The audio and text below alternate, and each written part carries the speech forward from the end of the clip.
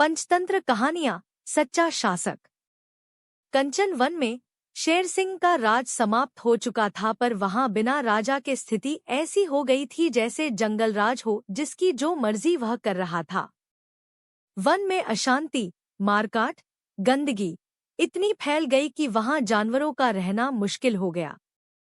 कुछ जानवर शेर सिंह को याद कर रहे थे कि जब तक शेर सिंह ने राजपाट संभाला हुआ था, सारे वन में कितनी शांति और एकता थी।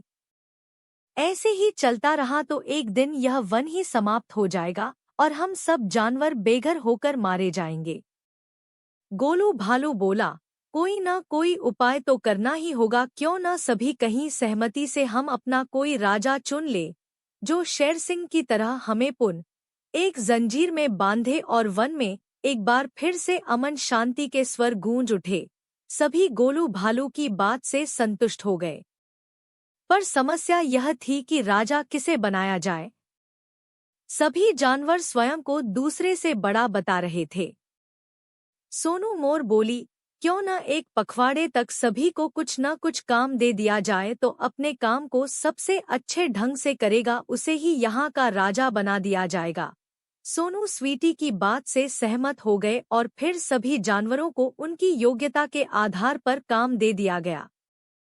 बिम्पी लोमड़ी को मिट्टी हटाने का काम दिया गया तो भोलू बंदर को पेड़ों पर लगे जाले हटाने का, सोनी हाथी को पत्थर उठाकर एक गड्ढे में डालने का काम सौंपा गया था और मोनू खरगोश को घास की सफाई की। जब एक पखवाड़ा बीत गया तो सभी जानवर अपने अपने कार्यों का ब्यौरा लेकर एक मैदान में एकत्रित हो गए। सभी जानवरों ने अपना काम बड़ी सफाई और मेहनत से पूरा किया था।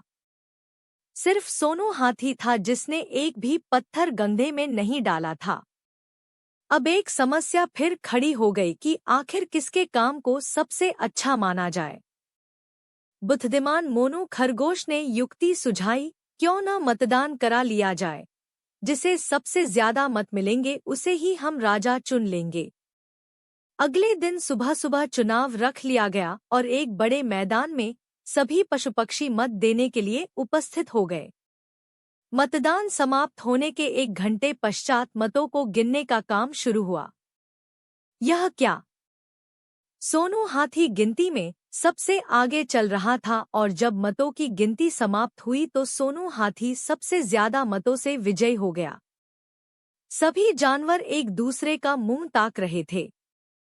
तभी पक्षीराज गरुड़ वहां उपस्थित हुए और उपस्थित सभी जानवरों को संबोधित करते हुए बोले, सोनू हाथी प्रतिदिन पत्थर लेकर गड्ढे तक जाता था, किंतु जब उसने देखा कि उस गड्ढे में मेरे अंडे रखे हुए हैं तो वह पत्थरों को उसमें न डालकर पास ही जमीन पर एकत्रित करता रहा।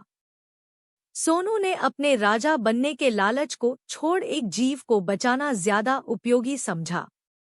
उसकी इस परोपकार की भावना को देखकर हम पक्षियों की भावना को देखकर हम पक्षियों ने तय किया कि जो अपने लालच को छोड़कर दूसरों के सुख दुख का ध्यान रखें वही सच्चे तौर पर शासक बनने का अधिकारी है। और चूंकि वन में पक्षियों की संख्या पशुओं से अधिक थी, इसलिए सोनू हाथी चुनाव जीत गया।